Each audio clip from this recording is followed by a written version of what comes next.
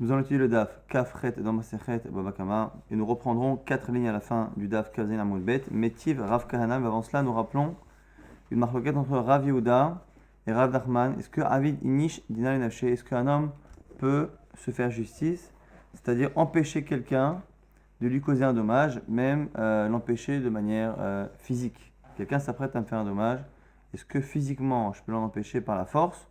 On avait vu une marloquette. Selon Rav Nachman, oui, parce que ce n'est pas à moi, qui ne suis pas en tort, à attendre qu'il me crée un dommage et aller au tribunal pour récupérer cet argent. Selon Rav Yehuda, non. Mais quoi qu'il arrive, on avait dit que lorsque la personne s'apprête à me faire un dommage que je ne pourrais pas récupérer, dans ces cas-là, tout le monde est d'accord que je peux physiquement l'en empêcher. Donc même par les coups, et l'exemple qu'on peut donner par exemple, ce serait un cas où la personne a un taureau, et ce taureau qu'il a est un taureau qui est âme, qui n'est jamais encorné, ou pas en tout cas 3 fois. Donc si ce taureau s'apprête à encorner le mien, je ne vais récupérer que la moitié du dommage. Et donc effectivement, si je laisse la chose se faire, je vais perdre la moitié de la valeur de mon animal. Mais si on dit qu'un animal ne vaut que pour sa valeur, au final je n'aurai que la moitié. Donc j'ai le droit physiquement, comme on verra par la suite, de faire du mal à l'animal de l'autre qui est en train d'attaquer le mien. En tout cas là-dessus, sur ce qu'on vient de dire, on a vu que Rav Yehuda pensait qu'on ne pouvait pas se faire justice sauf dans un cas où il y a une perte. On objecte. Mativ Rav Kahana. Rav Kahana objecte avec une braïta au nom de Ben Bagbag. D'un Tana qui s'appelle Ben Bagbag. Omer, si tu as ton copain, un ami à toi, qui a un objet qui t'appartient, un objet qu'il doit te rendre ou je ne sais quoi, et que tu veux le récupérer, ne rentre pas comme un voleur chez l'Obirchut sans autorisation, chez Materae Alaf Keganav, de peur que tu paraisses être un voleur. Et là, chez Vor et Shinav, Ve'emorlo, je traduis littéralement, casse-lui ses dents et dis-lui, chez Li Aninotel. En gros, vas-y de force. Tu vas, tu tapes à la porte, tu le pousses, tu rentres, tu prends ton objet en lui annonçant ce que tu viens faire. Je viens récupérer mon objet, tu le prends et tu t'en vas. Et là, effectivement, on a l'impression que c'est comme Rav Nachman, qu'à partir du moment où tu as raison, ce n'est pas à toi d'attendre et d'aller au Bédine, ainsi de suite. Alors, du coup, Rav Yehuda, qui reçoit cette objection, il lui répond et dit Aymar, est-ce que tu crois que tu as la raison avec toi et que cette objection est vraiment une objection? Ben Bagbag, tu vois bien que dans tous les cas dès le départ, cet enseignement est annoncé au nom d'un Tana particulier, ce qui veut dire qu'a priori, il est seul contre tous. Sinon, on dirait de manière anonyme. Ben Bagbag, n'est-ce pas? Yechida, il est seul à penser comme cela. Et donc, Pligira Banan Ale, je peux très bien te dire qu'au contraire, c'est justement la preuve que la majorité des Chachamim ne sont pas d'accord avec lui. Et donc, Ben Bagbag, effectivement, il pense qu'on peut se faire justice. Il pense comme Rav Nachman. Et moi, Rav Yehuda, je pense comme un autre avis, comme celui de Rabbanan. Maintenant, Rabbi Yanaï Amar, autre réponse. Maï Shevor et Shinan, on a compris, casse-lui ses dents et dis-lui, je prends mon objet. On a compris que casse-lui ses dents, ça veut dire en gros, tu peux physiquement le repousser et rentrer chez lui. Et qui disent que non, casse-lui ses dents, ça veut dire badine. C'est que tu vas au tribunal et comme on dit, tu lui fais grincer ses dents, tu l'embêtes, tu vas l'emmener au tribunal. C'est une expression pour lui dire que tu l'emmènes au tribunal. Donc du coup, on aura un enseignement qui au contraire ne serait pas du tout une objection à Rav. Elle a dit là-dessus, cette lecture est un peu difficile parce que Iachi ve morlo. La suite est un peu bizarre. Il a marqué casse-lui ses dents. Alors effectivement, casse-lui ses dents, on peut imaginer que c'est une image pour dire emmène-le au tribunal. Et après, c'est quoi la suite? Casse-lui ses dents, donc emmène-le au tribunal et dis-lui, je viens récupérer. Mais c'est pas dis-lui si tu l'emmènes au tribunal, qui va le dire de rendre l'objet? C'est les juges qui vont lui dire rendez-lui. C'est pas toi qui lui dis rends-moi. Donc la phrase n'a pas de sens. Ve morlo, c'est pas et tu lui diras. Ve omrimno et les juges lui diront. Il va aller. Et la suite qui dit que tu lui diras chez Liagnotel, je récupère mon bien, c'est faux. Chez Lohunotel, la phrase c'est les juges lui diront chez Lohunotel que lui doit récupérer son bien. Il va aller. Et donc du coup la phrase n'a pas de sens. Kashia, donc la Gemara repousse pour l'instant cette lecture-là qui disait que chez Vorachinav, qui a succédant, c'était une image pour parler du tribunal. On revient sur une lecture première, mais on peut encore une fois dire que cette halakha n'est pas forcément contre Rav Yehuda, car elle est annoncée au nom de Ben Bagbag, donc d'un particulier. Et donc, il est probable que les Chachamim ne soient pas d'accord avec lui. Donc, du coup, on récupère l'avis de Rav Yehuda. On essaie encore une fois d'apporter des preuves, encore une fois ici à Rav Nachman, et donc contre Rav Yehuda. Tashma Braïta, Shor Sharla al-Gabe Chavero. On a un taureau qui monte sur un autre taureau et qui s'apprête à le blesser, voire à le tuer. Les horgos pour le tuer. Uba la tarton, Veshamat et Shelo. Et le propriétaire du shor, du taureau qui est en dessous, qui est en train de se faire tuer par le shor, le taureau qui est au-dessus, qu'est-ce qu'il fait? Il pousse son taureau qui est en dessous. Ve nafal ailion va mettre. Et celui qui est en train de monter sur l'autre tombe et meurt. Je ne connais pas tellement comment en pratique ça fonctionne, mais en tout cas, imaginons voilà, qu'on a un taureau qui est au-dessus d'un autre et qui est en train de s'apprêter à tuer le premier, celui qui est en dessous, et donc on enlève celui qui est en dessous et l'autre tombe et meurt. Patour, celui qui est le propriétaire du taureau inférieur, qui a provoqué donc la mort du taureau qui était assaillant, celui-ci est donc dispensé, ne doit pas payer pour la mort de celui-ci. Maïlav, Mourad, Delekav Seda. L'Agma dit attends, on parle de n'importe quel cas. On parle peut-être même d'un cas où le shor qui est au-dessus est un shor Mourad. Si c'est un shor qui est Mourad, ça voulait dire que le taureau qui était au-dessus en train de tuer mon shor, mon taureau, comme il était Mourad, il est déjà encore né 3 fois, il va dans tous les cas le propriétaire me payer. Il disait que Shalem, donc je ne paye rien, je ne perds rien à laisser mon animal mourir, parce que dans tous les cas je vais récupérer mon argent. Et on voit tout de même que j'ai le droit, physiquement, de repousser mon taureau et de provoquer la mort de l'autre. La Gemara dit, qui te dit que c'est ça? L'eau, bétam, t'as qu'à dire que là-bas justement c'est un tam. Des kafseda. T'as qu'à dire là-bas qu'en fait c'est justement un cas qui ne dépend pas de la marloquette Rav Yehuda Rav Nachman. On a dit que Rav Yehuda Rav Nachman ne discute que dans le cas où il n'y a pas de perte. Est-ce que même quand il n'y a pas de perte, j'ai le droit de me faire justice ou pas? Quand il y a une perte, c'est sûr que j'ai le droit. Et là-bas, ce cas-là où on me dit que j'ai le droit de repousser mon taureau qui est en dessous, c'est parce que justement il y a une perte. Le taureau qui attaque, l'assaillant étant un tam, je n'ai récupéré que la moitié de mon taureau. Et là ici, Rav Nachman ou Rav Yehuda, personne, aucun des deux me dira non, attends que ton taureau meure, tu auras Bedin. Même si j'ai au Bedin, je ne récupérerai que la moitié de ma valeur. Donc là-bas, hein, c'est pour ça que j'ai le droit. On me dire si ça je comprends plus la fin. Yachi et Masefa, regarde la fin de l'enseignement. Derafo la Elion, lorsque on a le même cas, donc un taureau assaillant qui monte sur le taureau qui est le mien qui est en dessous, et moi au lieu de repousser mon taureau qui est en dessous et de provoquer par la chute indirecte la mort du taureau assaillant, je pousse directement le taureau assaillant. Et je le pousse et il meurt. Derafo la Elion, je repousse celui qui est au-dessus, va mettre. Chayav, là je dois payer. Elle m'a dit vi itam, amay chayav. Et là, on ne comprend pas. Si c'était un cas où le taureau qui était assaillant était un tam, était un taureau qui n'avait jamais encore né, ça veut dire que dans tous les cas, j'allais avoir une perte, moi. Donc c'est normal que j'attaque. Pourquoi on me le reproche? Là, il m'a dit Shayalo, les chamto, velo shmato. Pourquoi? Parce qu'il n'a pas utilisé la bonne technique. Il aurait dû directement repousser son taureau qui était attaqué et ne pas attaquer directement l'autre taureau. Donc c'est pour ça qu'on lui reproche. Donc on continue de penser que c'est dans un cas où c'est un tam. Donc j'aurais eu une perte, donc c'est pour ça que ça n'est pas lié du tout à notre sujet Rav Nachman Rav Yehuda. Et simplement, ce qu'on apprend ici, c'est que même lorsque je vais avoir une perte, si je laisse la chose se faire, il y a des manières de faire. Si j'ai la possibilité de sauver mon bien en reprenant mon bien ou en le poussant, ça c'est sûr que j'ai le droit de le faire. Et à ce moment-là, je n'ai pas le droit d'attaquer directement la personne. Donc un exemple, si quelqu'un vient briser un objet à moi, si je peux enlever l'objet, retirer l'objet sans attaquer physiquement la personne. Si je l'attaque par contre physiquement, je suis évidemment khayab du dommage. Tâchement, on essaie encore une fois d'apprendre et de trancher comme Rav Nachman ou comme Rav Yehuda, en rappelant encore une fois que selon Rav Nachman, je peux me faire justice quoi qu'il arrive, selon Rav Yehuda, que lorsqu'il y a une perte. Je rentre à la maison et je retrouve ma cour qui est remplie d'amphores, de vases, remplie d'huile et de vin. On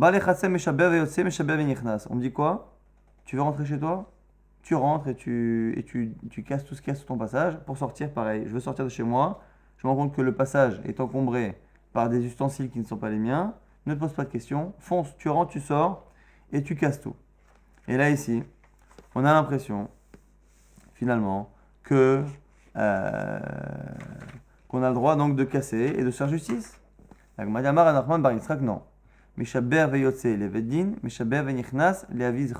Quand on te dit que tu as le droit de casser pour rentrer pour sortir, c'est pour aller au tribunal ou pour rentrer chez toi récupérer les preuves que ce terrain est à toi.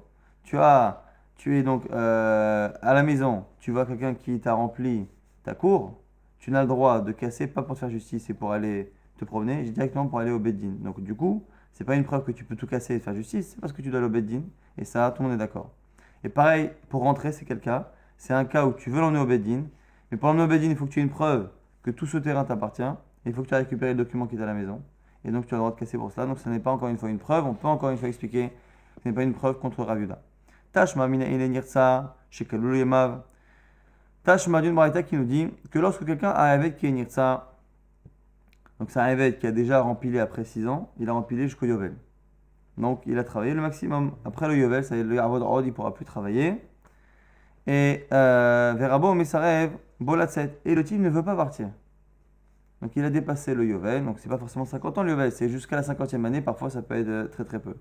Donc il ne veut pas. Et son Rav, son maître, lui dit écoute, ça y est, va-t'en.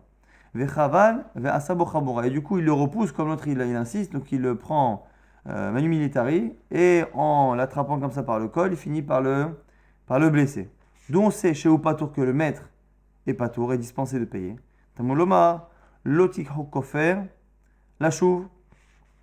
On a pas souk là-bas dans Bamidba, qui nous dit lotik hokofer, vous ne prendrez pas de kofer, de rémunération en fonction de la valeur.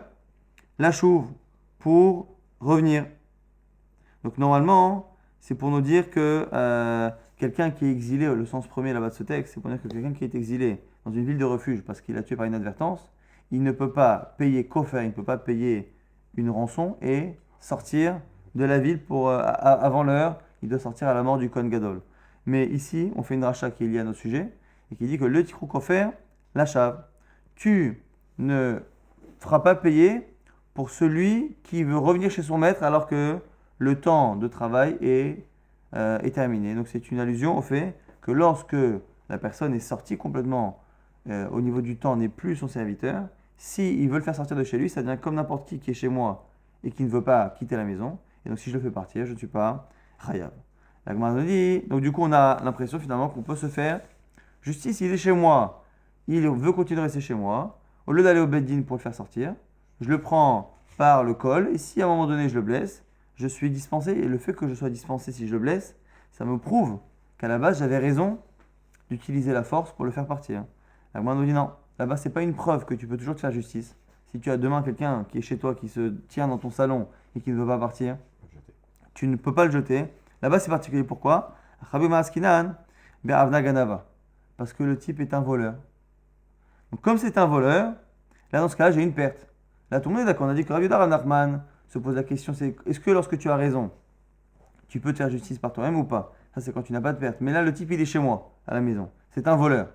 Je ne peux pas me retourner sans qu'il me casse ou qu'il me vole quelque chose. Donc là-bas, c'est normal. Indépendamment de la discussion, j'ai le droit de le faire. La Gemara dit, je comprends pas. Le type, il a travaillé chez toi plus de 6 ans, entre 6 et 50 ans, puisqu'il était chez Yovel. Et donc, jusqu'à présent, il ne volait pas. Adaïna, Loganav, Ashtaganav. Il a été chez toi pendant des années et il n'était pas voleur a priori. Et maintenant, il est voleur. La Gemara dit oui. Pourquoi est-ce que jusqu'à présent, il avait la crainte de son maître? Il était serviteur, je pouvais faire de lui ce que je voulais. Allez, maintenant qu'il n'a plus la crainte de son maître, puisqu'il n'est plus son serviteur, parce que le Yovel est passé, il va redevenir le voleur qu'il aurait dû être depuis toujours, et je ne veux pas qu'il reste dans ma maison, donc je lui demande de partir, et j'ai le droit de me faire justice. Pourquoi? Parce que ici, je vais avoir une perte si je le laisse. Autre réponse, Rav Nachman, Bar Yitzchak Amar, Ben Evet Shemasalo, Rabo, Shifra Kenaanit. Il y a encore peut-être une autre raison là-bas pour justifier que je le sorte manu militari, c'est parce que là-bas, c'est un cas où ce Eved juif, je lui ai donné une femme Kenaanite, de Kenaan, je lui ai donné comme femme. Et on sait très bien qu'un serviteur juif, on peut lui donner pendant le temps de son travail, on peut lui donner une servante non juive. Mais dès qu'il est libéré, il n'a plus le droit de vivre avec elle. Et donc du coup, là, la raison pour laquelle je le repousse, c'est parce que on ne veut pas le laisser vivre de manière interdite avec cette femme.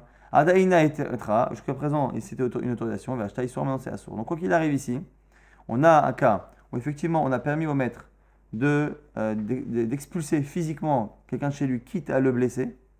Ça n'est pas une preuve que tu peux toujours faire cela à quiconque, même lorsqu'il n'y a pas de perte. Donc c'est pas une preuve comme Rav Nachman contre Rav Yehuda, parce que là-bas, soit on peut dire que là-bas il y avait une perte, que c'était devenu un voleur, soit parce que là-bas il y avait un Issour qui reste avec cette femme. Tashma maintenant avec une Mishnah, Ameniach et Takal Birshut Arabim, ou Ba'achem Benit Kalba ou Shvara, Pato. Dans la Mishnah, on a vu que celui qui laisse une amphore ou une cruche dans le domaine public, et qu'un homme vient, trébuche dessus et la casse, il est dispensé. Et on va faire une déduction qu'on a proposée hier et qu'on avait également réfutée et qui nous dit quoi? Là-bas, on a l'air de dire que c'est un cas où la personne a trébuché et c'est pour ça qu'il est dispensé. Mais on n'a pas parlé d'un cas où la personne a cassé de manière volontaire cette cruche qui était dans le domaine public. Tamadani kalba hayav. C'est à l'air d'être parce que il a trébuché dessus, mais pas s'il le casse de manière volontaire. Donc du coup, on a l'impression finalement que la personne qui retrouve cet objet dans le domaine public n'a pas le droit de se débarrasser de cet objet qui n'a rien à y faire. Marav Zirin Mishme des Rava, non de Rava, on répond, ou Adin Afilou Shvara, pas du tout. On a même le droit de la casser parce qu'elle n'a rien à y faire. Et la raison pour laquelle on a dit Nitkal, il a trébuché, c'est ce qu'on avait dit hier.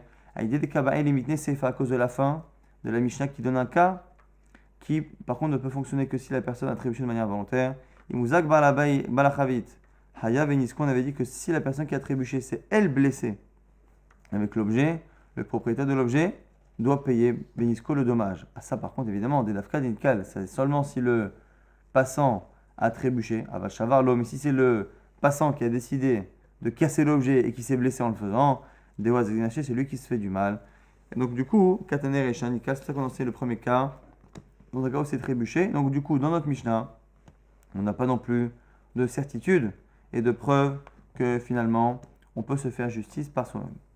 Tashma, encore une fois, on essaye d'apporter une braïta.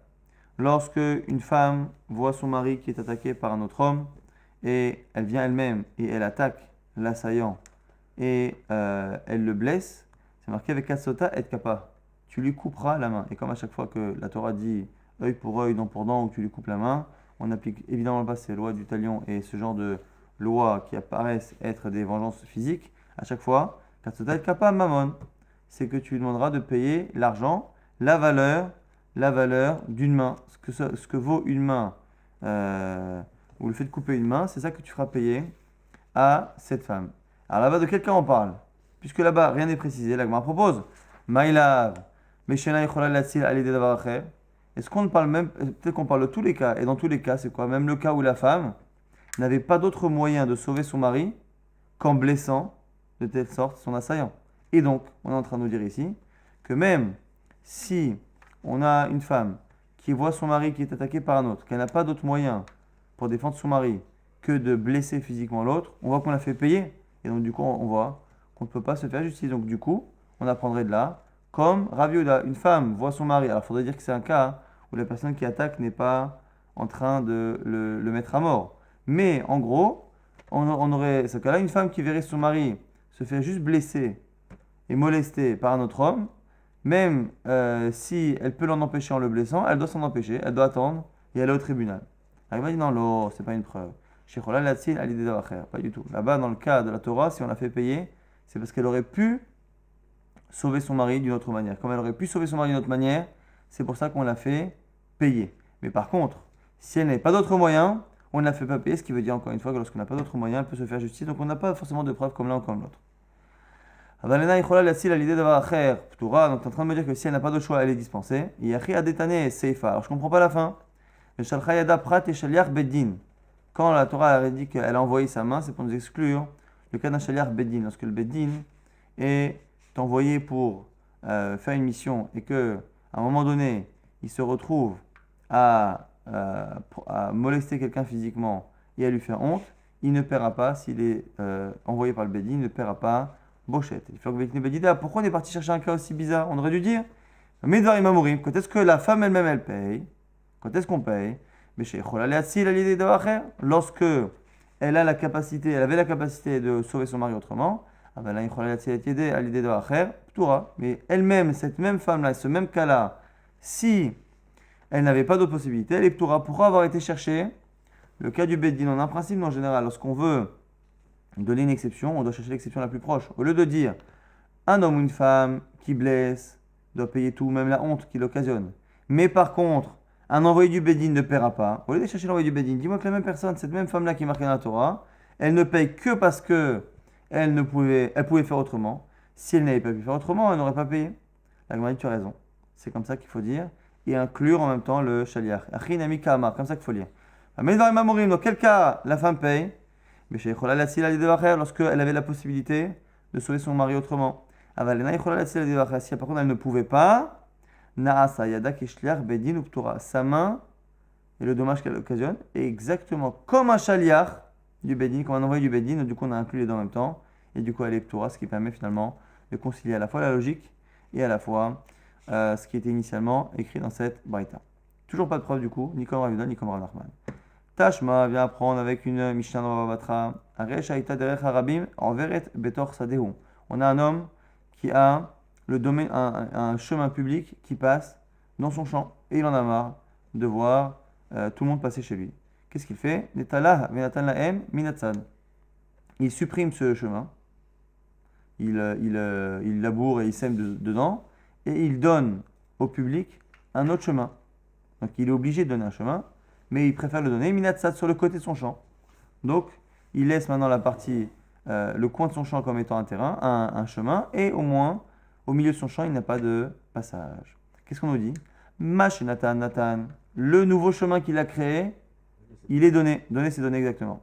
Veshelo, et celui qui était initialement le chemin public et qu'il pense être devenu le sien, lo egiro, ne lui est pas revenu. C'est-à-dire que ça n'a pas marché. Les deux chemins appartiennent au public. Et du coup, on nous dit quoi? Veyamat, avedin lafché, l'inkot pisra velitev. Alors, on a l'impression ici pour l'instant qu'en fait, pourquoi ça ne marche pas? C'est parce qu'en fait, le terrain qu'il a donné, bon, il a donné, donc c'est normal que ça marche, mais que son terrain qu'il a récupéré, même si techniquement il a raison, comme il ne peut pas empêcher les gens de passer, c'est juste que de manière technique, ça n'est pas applicable. Pourquoi? Parce que les gens continuent d'avancer et que lui, ça sous-entendrait qu'il n'aurait pas le droit de se poser et de s'interposer physiquement et de dire aux gens, non, tu ne passes pas, sinon ça va mal se passer. Et donc du coup, de là on voit que si tu penses qu'on peut se faire justice, l'incode pisera, vérité. Il a qu'à se mettre là-bas avec un bâton. L'incode pisera, il a qu'à prendre un bâton et s'asseoir sur son chemin qu'il a acquis et attendre tout celui qui veut forcer le chemin. Et nous on a l'impression ici que quand on dit que ça n'a pas marché, c'est pas que nous on n'est pas d'accord avec cela, mais c'est qu'en fait techniquement ça ne fonctionne pas parce qu'il ne peut pas en empêcher. Et donc du coup ce serait une objection à Rav Nachman qui dit que lui on peut toujours se faire justice. La Gemara dit non, t'as pas compris. C'est pas que ça ne fonctionne pas techniquement, c'est que nous, les Chachamim, on ne veut pas que ça marche. Pourquoi? Parce que soit techniquement, soit on a peur que ça arrive à des situations où les gens fassent un détour. Marazevid, Mishmeder, Ravon donne une réponse. C'est pourquoi on interdit ce genre de pratique? C'est qu'on a peur que une personne va le faire comme il faut, mais peut-être que le prochain qui va faire ça, il va enlever un chemin court, le chemin qui est au milieu de son champ est un raccourci, et il va le remplacer par un chemin qui est finalement un peu tortueux, et du coup le tzibour va avoir un chemin qui est rallongé. Donc c'est pour ça qu'on dit que ce qu'il a donné, c'est donné. Ce qu'il a voulu récupérer, il n'a pas récupéré, comme ça personne ne va s'amuser à faire quelque chose, un truc pareil. Donc ça, c'est la première raison qui est donnée. Autre raison, Ramesha Shama, Benoten Laem derech hakalaton. Ramesha dit non, pourquoi effectivement ça n'a pas marché? Non pas de peur que, parce que c'était un cas réellement où c'était un chemin plus long. Et donc c'est une autre possibilité pour nous dire, donc c'est dans un cas un peu plus particulier, mais en tout cas c'est le même type de raison. Autre possibilité, Ravashiyama, Kol minat sader galatonu. Il dit, écoute, tout chemin différent est un détour. Pourquoi? Parce que forcément il y a toujours une personne qui mettra plus de temps pour arriver sur ce chemin, puisque ce chemin est forcément à un autre endroit, et à un autre endroit, s'il est plus à l'est, ceux qui habitaient à l'ouest vont être dérangés, et inversement. Et donc du coup, on a forcément une perte pour certaines personnes. Et du Krovalazé et Rochokalazé, c'est plus proche pour certains et c'est plus loin pour d'autres. Donc ici, on a trois raisons qui sont similaires globalement. Soit parce que toujours, ça peut desservir certaines personnes qui sont plus loin. Soit parce qu'on parle d'un cas spécialement où le chemin est plus long. Soit de peur qu'il utilise un chemin plus long. Mais quoi qu'il arrive, ce qu'on répond ici, c'est que la raison pour laquelle le chemin qu'il a voulu récupérer n'a pas été récupéré, c'est pas parce qu'on pense comme Rav Yehuda qu'il l'a récupéré au niveau légal mais qu'il ne peut pas le mettre en pratique parce que les gens peuvent passer sans qu'ils les en empêchent. Pas du tout. C'est que nous, on ne veut pas, à cause des craintes ou des cas où ça provoque un rallongement du voyage pour les gens. Alors, si c'est ça, alors si c'est ça, si tu me dis, alors à ce moment-là, il n'a pas récupéré son chemin, les maléos, shkulo ditro, Il dit, alors du coup, c'est pas sympa, au moins laisse-le récupérer le terrain qu'il a donné. En gros, bon, ok, je vous laisse votre terrain, votre chemin qui était au milieu de mon terrain, mais au moins rendez-moi le nouveau que je vous ai créé. La Gemara dit quoi? Mishum, de Rav Yehuda, à cause de la de Rav Yehuda qui dit quoi? D'Amar Rav Yehuda, Meitzav, Shekhizi Kubo Rabim, à 4 kilos. À partir du moment où un chemin a été utilisé par le tzibour, par le public, on ne peut plus le détruire. Et du coup, ici, cette personne-là est totalement bloquée. On ne veut pas lui enlever le premier chemin euh, parce que dans tous les cas, on a dit que ce chemin-là pouvait provoquer des rallongements, et l'autre, on ne peut pas parce qu'il a été utilisé. Et maintenant, cette raison qu'on vient de donner, dans tous les cas, peut même justifier pour les deux. Les deux, finalement, le premier et le deuxième, ont été utilisés par le rabbim, et un chemin qui est utilisé par le rabbim, on ne peut pas le détruire.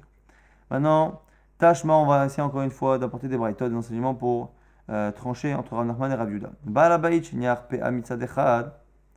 On a un propriétaire qui laisse PA, donc c'est la misa de laisser un coin du terrain pour les pauvres. Il laisse un coin du terrain pour les pauvres.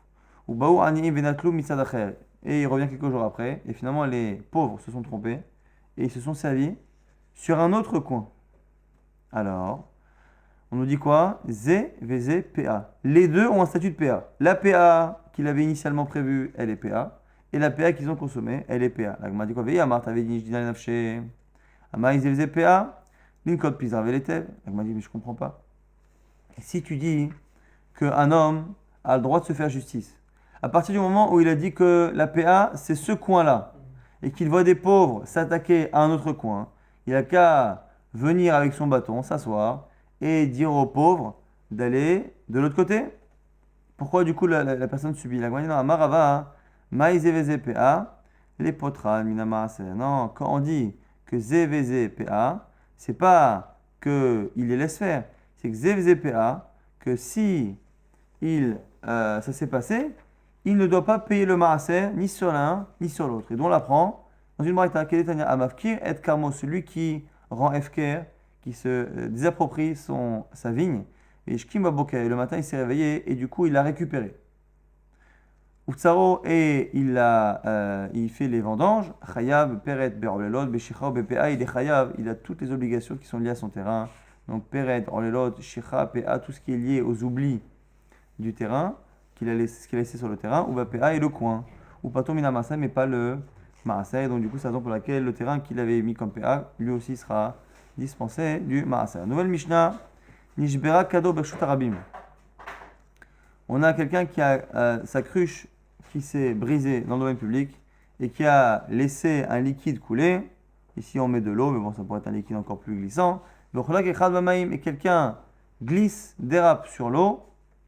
Ou quelqu'un qui s'est blessé avec un des morceaux de la cruche. Hayav, le propriétaire doit payer. Rav Yehuda Omer, mitkaven chayav et mitkaven patour. Selon Rav Yehuda, on ne sera chayav, le propriétaire ne sera chayav que s'il est mitkaven, que s'il a une kavana. On verra exactement quelle est cette kavana, mais en tout cas, pour l'instant, selon Chachamim, on est chayav si la personne glisse ou se blesse avec l'objet. Amar Rav Yehuda Amara, venant de Rav, on nous dit quoi? Lo shanoela shekinfuk elav bamaim. Le cas dont on parle, c'est quelqu'un qui a glissé et qui en glissant est tombé et a sali ses habits. Avalhu asmo patour. Mais la blessure mais la blessure physique qui est liée au choc de la chute, par contre, patour, on sera dispensé parce que karola mezikato, parce que c'est le sol qui l'a blessé. Donc on est en train de nous dire ici, selon Rav, que lorsqu'on dit dans la Mishnah que la personne qui glisse sur une flaque d'eau provoquée par mon vase qui s'est brisé, la chute ne me fera payer que le dommage physique des habits et non pas le dommage physique du corps de la personne, puisque finalement, cette personne-là est tombée, c'est le sol qui l'a blessé. Alors lorsqu'on a dit cela devant Shmuel, qui a été Kamé des Shmuel a objecté. Amarli, il a dit Mik de Avno, Vesakino, Masao. Il dit mais attends, lorsqu'il y a mon objet dans le domaine public qui blesse, c'est comme le puits, Miboro la mano, dont on apprend que je dois payer. Du puits, le puits c'est un objet, c'est un trou que j'ai fait dans le domaine public, et je suis chayav pour tout celui qui tombe dedans. Et là-bas, et donc, du coup, je devrais appliquer à la fois au puits et à la fois à ce genre d'objet existant dans le public. Je devrais appliquer quoi? Shor velo adam, que je suis chayav que si c'est un animal qui tombe et pas un homme. Chamor, un nan, velo kelim, c'est ça, Nafal Shamashor au Hamor, c'est marqué dans la Torah. Celui qui creuse un puits, et Nafal Shamashor au Hamor, et tombe dedans là-bas un taureau ou un âne. Pourquoi nous dire un taureau et un âne? C'est pour nous exclure qu'on ne paiera pas pour un homme, on ne paiera pas pour des ustensiles. Et donc, si on avait dit à plusieurs reprises que si un animal tombe dans mon puits, dans un puits que j'ai creusé, je paierai pour l'animal, je ne paierai pas pour les ustensiles qui étaient dessus, qui se sont brisés. Et Ve'anemile lenyan katala, va lenyan zakin adan chayav vekelim turim. Bon, et ça c'est pour payer tout ce qui est chiyuv mita, mais si on doit payer les dommages, je dois payer même pour un homme, mais quoi qu'il arrive, pas pour les kelim. Donc du coup, l'objection de Shmuel étant que puisque les objets qui sont dans le domaine public sont assimilables au niveau Nézek, au Hav de bord, et que bord, je ne paierai jamais pour des ustensiles, explique-moi comment Rav peut nous dire que dans le cas de la Mishnah, où on a vu que l'eau de mon vase a fait glisser quelqu'un, Rav nous dit que justement, pourquoi on paye? On paye pour les habits qui se sont salis, qui se sont abîmés à cause de la chute dans l'eau. Alors que Shmuel nous dit, mais non, puisque ça a le même statut qu'un puits, c'est un objet qui blesse, on ne devrait justement pas payer pour cela. Ah, Verav, que va dire Rav? Rav nous dit que Anémilé, Echa de quand est-ce que l'on dit que les ustensiles ont le même statut qu'un bord, qu'un puits? C'est lorsque je l'ai rendu FK. Donc un puits, c'est un trou qui est fait dans le domaine public qui ne m'appartient pas. Lorsque ça ne m'appartient pas, c'est autre chose. Ça m'appartient, c'est autre chose. Et donc du coup, Avalecha de lo avkirinhu mamonohu, c'est son mamon. Et là ici on a une marloquette entre Rav et Shmuel. Lorsque je creuse un objet, je creuse un puits dans le domaine public, donc c'est un bord. Lorsque j'ai mon objet dans le domaine public et que cet objet, je l'ai rendu FK, il n'est plus à moi, ça ressemble aussi à bord. Quand est-ce qu'on va avoir un problème? C'est lorsqu'on ne l'a pas rendu FK. Si on ne l'a pas rendu FK, donc on a un objet dans le domaine public qui est à moi, c'est le cas de la Mishnah. J'ai mon vase dans le domaine public avec de l'eau dedans, il se casse et il y a de l'eau. Cet objet, cette eau qui m'appartiennent, qui sont dans le domaine public, selon Shmuel, comme c'est dans le domaine public et que ça vient de moi, c'est comme un puits, et donc du coup, il y a toute la halakha du puits qui va avec. Selon Rav, comme ça m'appartient encore, tant que ça m'appartient et que je ne me suis pas dépossédé de la chose, tant que ça m'appartient, ça n'est pas un puits, c'est mon argent. Et si c'est mon argent, ça ressemble plus à shor, c'est comme mon taureau plutôt. C'est comme mon taureau dans le domaine public. Et du coup, je serai chayav sur les kelim. C'est la marloquette ici entre Rav et Shmuel. Et là maintenant, donc je répète la marloquette, est-ce que lorsque j'ai un objet dans le domaine public qui encore m'appartient, est-ce que, comme ça m'appartient, Rav va me dire que c'est comme mon taureau et pas comme un puits? Selon Shmuel, comme c'est dans le domaine public, ça s'assimile à un puits, nafkamina, est-ce qu'on paiera si des ustensiles, des habits se sont abîmés sur place ou pas? Et là, on va avoir une objection. Et cette objection paraît être à la fois contre Rav et à la fois contre Shmuel. C'est Rav Osharia qui la pose. Mais Mativ Rav Osharia, il objecte avec une braïta. Venafal sham mashor o hamor, c'est marqué dans la Torah. Quelqu'un qui creuse un puits et est tombé dedans, y est tombé un taureau ou un âne. Shor velo adam, on a dit. Un taureau, c'est pour dire un taureau et pas un homme. S'il meurt, en tout cas, c'est pas le même statut. Hamor velo kelim, un âne n'est pas des objets. Mais kanamu, de là on a dit. Nafal, les taureaux shor vekelav. Si un taureau tombe avec les ustensiles, ce qu'on vient de dire il y a 5 minutes, nishtabro, ils se sont cassés les ustensiles. Hamor vekelav, toutes s'est blessé en gros. Venikarao, et ils se sont déchirés. Hayav à la BMA, on paiera pour l'animal. Ou patou à la kelim, quoi qu'il arrive, on ne paiera pas pour les ustensiles. Ha, les mazédomé, à quoi ça ressemble? Les avno vesakino ou masao shenichan veshutarabim veziko. Ça ressemble aux objets posés dans le domaine public qui font une blessure. Alors avant d'objecter déjà, on va essayer de comprendre. Il y a un problème ici, c'est qu'on est en train de parler d'une halakha qui est dans la Torah. Benafal shamasha ou hamor, le taureau ou l'âne qui tombe, et lui on paiera, et pas pour l'ustensile, c'est marqué dans la Torah. Après on dit à quoi ça ressemble, et on apprend l'histoire d'un objet dans le domaine public qui, lui par contre, n'est pas marqué dans la Torah. Et là on a l'impression que c'est un peu le monde à l'envers. On aurait dû dire l'inverse. Que la halakha d'un objet dans le domaine public, je l'apprends d'où?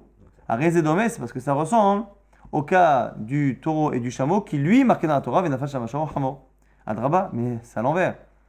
Madomelazé, mivaele, c'est l'inverse, c'est l'autre qui ressemble. Et là, tu as raison, Maïdomelazé, qu'est-ce qui ressemble et qu'est-ce qui apprend de cette histoire de la Torah? Donc on change un peu la formulation pour dire que voilà, la source, c'est le cas du du taureau et de l'âne qui tombe avec un ustensile. C'est ça, Venafal Shamashon Hamor. Et qu'est-ce qui y ressemble et qui va du coup avoir une halakha qui en dépend? L'histoire d'un objet dans le domaine public. Ça, c'est pour déjà comprendre la syntaxe de la phrase. Et du coup, on continue la Maïta, les fichar, c'est la raison pour laquelle il met tiart slochito ba even. Quelqu'un donc il y a un monsieur qui a posé une pierre dans le domaine public, un autre qui a posé un objet, une fiole en verre, une fiole sur cette pierre, et la fiole s'est cassée, le propriétaire de la pierre qui est en dessous devra payer. Donc maintenant, on va reprendre cette braïta, le début et la fin, pour comprendre en quoi c'est un problème. On a une première braïta qui nous dit, enfin le début de la braïta en tout cas, qui nous dit finalement que l'histoire du taureau et de l'âne qui tombe, et on ne paiera que pour l'animal et pas pour les ustensiles parce que c'est un bord, c'est un puits, c'est à l'achat du puits. Qu'est-ce qui y ressemble? C'est mon objet dans le domaine public. Mon objet dans le domaine public ressemble à un bord, et du coup, contre qui ça va être un problème? Contre Rav. Rav a dit que tant que je ne me suis pas dépossédé de l'objet, finalement, c'est à moi, si c'est mon mammon, c'est comme un taureau, et donc c'est pas du tout comme un puits. Donc le début pose un problème avec Rav, ce qu'on dit Reisha, Kachalera, le début pose un problème à Rav. Et la fin, Veseifa, Kachale Shmuel, et la fin pose un problème à Shmuel. Pourquoi? Parce que la fin, ça parle d'un objet, Sochrit, une fiole, et on dit que la pierre que j'ai posée dans le domaine public, et qui va provoquer la brisure de cette fiole qui est un objet, me rend chayav. Or, si on vient de dire à l'instant que selon Shmuel, mon objet dans le domaine public, c'est comme un bord, c'est comme un puits. Et un puits ne fait pas payer pour les objets brisés que pour les animaux. Donc pourquoi à la fin on me dit que Slochito, even chayav. Donc on a le début de la Mishnah, la Braïta Mechila, qui dit que mon objet dans le domaine public c'est comme un puits, ça pose un problème arabe. Et après la halakha pratique de la fin, qui a l'air de faire payer pour un ustensile, est un problème selon Shmuel. Donc Reisha Kachal les Rav, le début est un problème pour Rav, mais c'est à la fin Kachal et Shmuel. On m'a dit, attends, ok, très bien, mais oublie Rav et Shmuel. Est-ce que tu comprends toi-même l'enseignement lui-même? Oublie, disons qu'il n'y a ni Rav ni Shmuel. Comment tu peux comprendre qu'au début on me dit que c'est comme un bord, c'est comme un puits, et après on me dit qu'on me fait payer pour les kelim? Au début on dit tu ne payeras pas pour les kelim. Quand l'animal tombe avec les kelim, tu paieras que pour l'animal, pas pour les kelim. Et à la fin tu me dis qu'à la fin tu payes pour la slochit. Ou ta mère, et selon toi, oublie Rav et Shmuel. Tik shelach, higoufa, mais l'enseignement est lui-même contradictoire entre le début et la fin. Reisha pato. Au début tu me dis que tu ne payes pas les kelim, les ustensiles. Mais c'est fachayav, à la fin tu payes. Et là, Rav metares et armé, Shmuel metares et armé. Donc déjà, ce qui veut dire que tu es obligé à la base d'expliquer le début et la fin dans des cas un peu différents. Et donc, puisque tu es obligé de le faire, tu peux le faire à la fois pour Rav et à la fois pour Shmuel, chacun selon sa logique. Rav a expliqué selon lui que le début, on me dit qu'on ne paiera pas sur les ustensiles.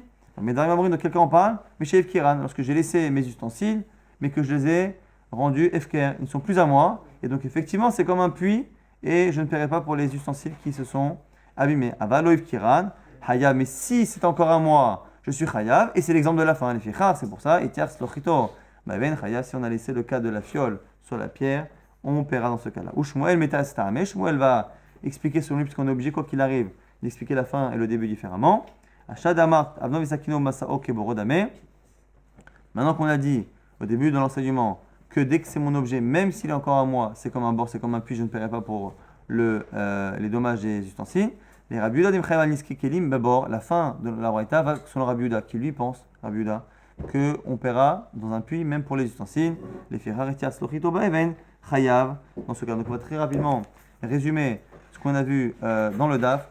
On a rappelé la marloquette Rav Nachman et Rabbi Yehuda. Est-ce que lorsqu'il n'y a pas de perte, lorsqu'il y a une perte qui va arriver, c'est sûr que je peux, de manière physique, empêcher quelqu'un, quitte à le blesser, de me causer un dommage. Exemple, on a dit l'exemple type, c'est si son taureau qui est âme va encorner le mien, je ne récupérerai que la moitié, donc j'ai le droit de me faire justice par moi-même. Marloquette, Rav Nachman et Rav Yehuda, c'est lorsque il vient me faire créer un dommage où je sais que j'ai récupéré mon argent, donc la seule perte que je vais avoir, c'est d'aller au Beddin faire l'effort. Selon Rav Nachman, c'est pas à moi d'aller au Beddin, donc j'ai le droit physiquement de l'en empêcher.